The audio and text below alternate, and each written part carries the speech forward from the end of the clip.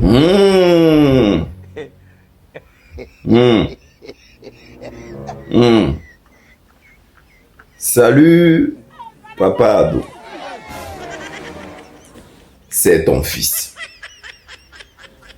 Papa, il vient ce matin car il y a plein de choses à dire. Mais bien avant de commencer, j'aimerais rendre hommage à ton frère Anu. Parce qu'avec tout ce que j'ai vu là, c'est lui seul contre ce monde entier. C'est-à-dire ton frère Anu là. Lui se bat pour que son peuple, son pays se développe. Pour que les Ivoiriens profitent de ce qu'ils ont envie, de leurs richesses. Mais à travers tout ce qui s'est passé, moi-même je suis assis et puis j'ai compris que c'est même pas toi en personne que le président Laurent Gbagbo combat. En fait, c'est un système qui a été mis en place. Il faut les hommes durs comme le président Laurent Gbagbo pour combattre ce système.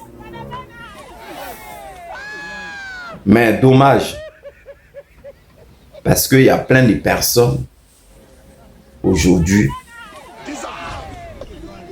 qui n'ont pas ce sens et qui sont faibles en face de l'argent.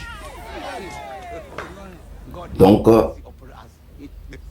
le président Laurent Gbagbo ne peut pas avancer dans ça. Mais quand tu vois ça, tu sais qu'il lutte contre un grand système. Je vais vous expliquer, vous allez comprendre de quoi je parle. Quand les élections avaient commencé, le président Laurent Gbagbo a dit qu'il allait être candidat. Que ce que le président Ado est en train de faire, c'était pas bon. Normalement, il devait être candidat. Parce qu'en Côte d'Ivoire, ici, c'est 2 mandats. Il a fait 3e. Le président Laurent Gbagbo a dit ça, c'était normal. Donc, lui n'était même pas d'accord même pour ce 4e mandat.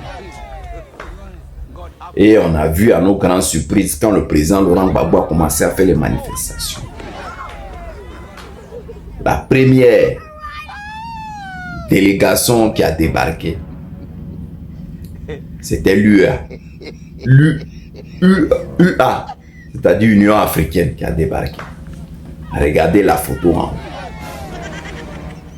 Ils étaient venus voir le président Laurent Gbagbo pour dire non, que eux ils aimeraient que les élections se passent dans la paix et apaisée. Tout ça, que de là ils allaient aller voir mon papa Ado pour que tout soit dans la paix. C'est-à-dire ils étaient venus pour ça. Mais ce que nous on n'avait pas compris, c'est-à-dire ils étaient venus dans leur rôle pour endormir nos papas Gbagbo. Quand lui est venu, le président Laurent Gbagbo a dit, mais ce que vous avez dit, j'ai compris, il n'y a pas de problème. Moi, j'ai pas de problème, mais allez-y voir mon frère là, pour que vous puissiez vraiment parler de cette affaire, parce que c'est pas normal. Et lui a parti. Quand lui est parti, c'est-à-dire l'Union africaine est partie, nous on a commencé à faire nos marches, on a commencé à tout faire. Quand ils ont vu que ça commence à prendre l'ampleur, vous voyez, pour vous dire, le président Laurent Gbagbo est en train de combattre un système que nous-mêmes on était assis, on ne comprenait pas. On pensait que c'était vraiment le président Ado seulement. Non! C'est un truc érodé. Quand le président Laurent Gbagbo est en train de faire, ils ont vu que ça commençait à prendre de l'ampleur, boum! Ils ont envoyé la CEDEAO en renfort pour venir pour dire non, que nous voulons une élection apaisée. Donc on est venu voir tous ceux qui participent, ne participent pas, pour qu'il y ait un consensus, pour que tout le monde aille aux élections. Vous voyez la photo là, c'est la photo de CEDEAO. Ils sont venus voir le président Laurent Gbagbo. Toujours serein, lui.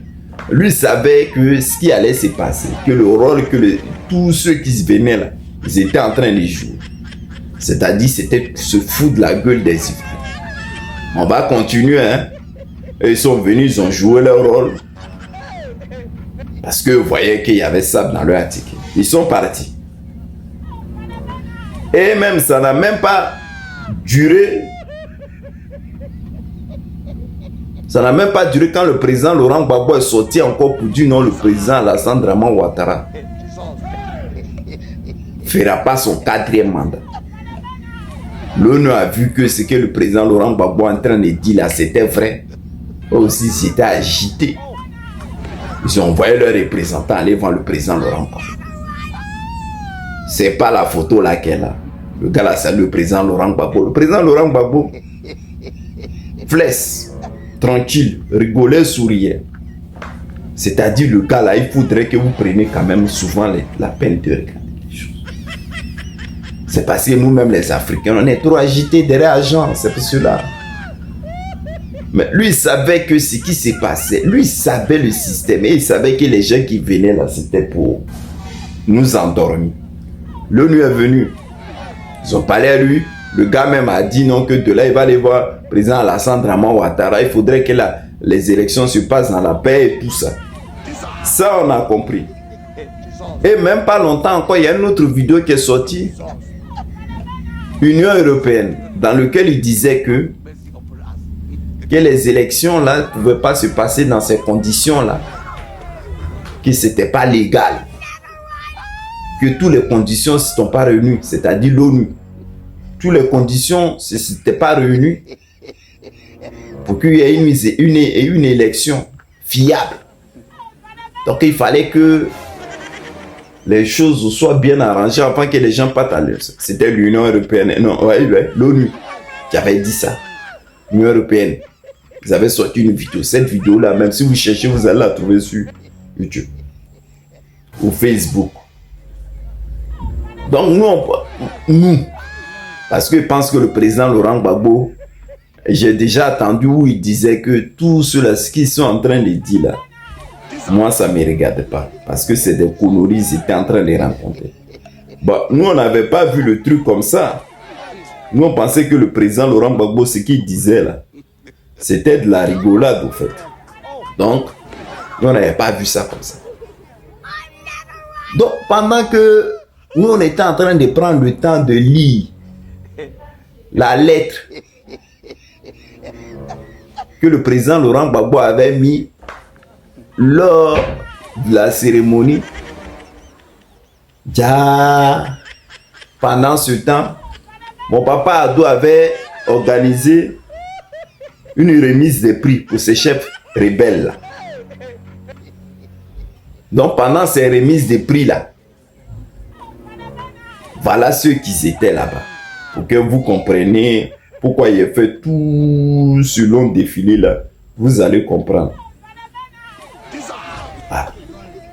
Vous voyez là-haut là? Est-ce que vous voyez la photo? Peut-être ça peut vous dire quelque chose ou ça peut pas vous dire quelque chose. Regardez la photo qui est en haut là-bas. C'est qui? C'est pas les gars de l'UA là, Union africaine. Les gars de l'Union africaine là, c'est pas eux qui sont là. Ils étaient venus voir le président Laurent Gbagbo. C'est-à-dire eux, ils sont allés à la décoration des chefs des rebelles pour le travail accompli. C'est pas eux là qui est là. D'accord, on continue parce que quand on vous parle là, vous faites comment vous ne comprenez rien. C'est pas la CEDEAO là qui était allé voir le président Laurent Gbagbo qui sont à la remise des prix des chefs des rebelles là. Ils ont été invités, c'était pas là. C'est pas CEDEAO là, représentants là qui sont là. On continue hein, parce que ça va vous plaire ce que je suis en train de dire.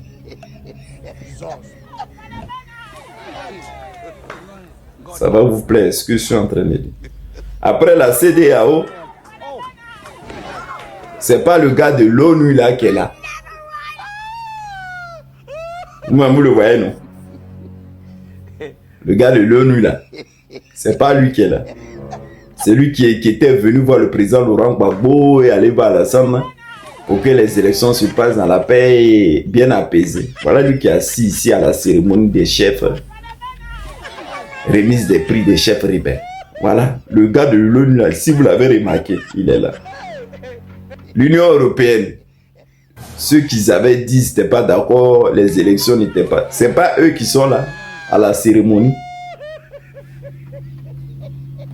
D'accord. Vous avez vu?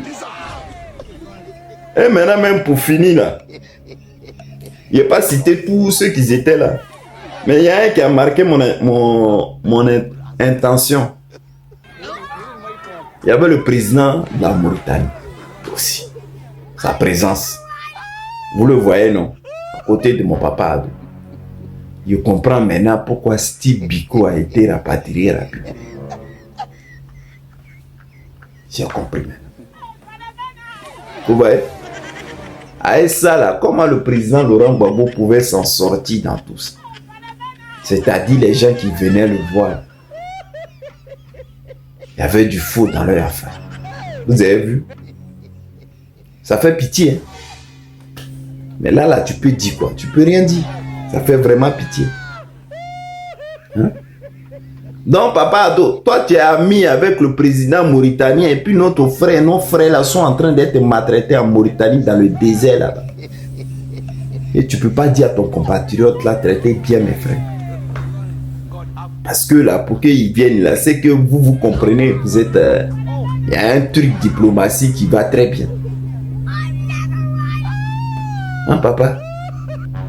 En Mauritanie, là, nos frères dans le désert, là, ils vont pas bien. Tu as un gars comme ça dans ta main. Tu peux dire, il y a mes enfants là-bas. Donc, dis à tes compatriotes de prendre. Donc, toi-même, tu es d'accord avec eux-mêmes, quoi. Ce qui se passe. Je comprends maintenant pourquoi le groupement a atterri rapidement en Mauritanie. Ils ont livré le Steve là, rapidement. C'est aujourd'hui, il a compris ça. Donc, Papa Gbagbo, Yako, tout a été dévoilé même. Tout a été dévoilé. C'est-à-dire au fur et à mesure, ils font les trucs. Ça se voit là. C'est très simplement. Yako, papa. Papa Ado. Ouais. Pour toi là, c'est même plus combine. C'est-à-dire, c'est la sorcellerie. C'est-à-dire, tu t'es vraiment associé même à l'Union européenne pour nous faire mal. Ouais. Je te fais un gros bisou, papa. Bonne journée.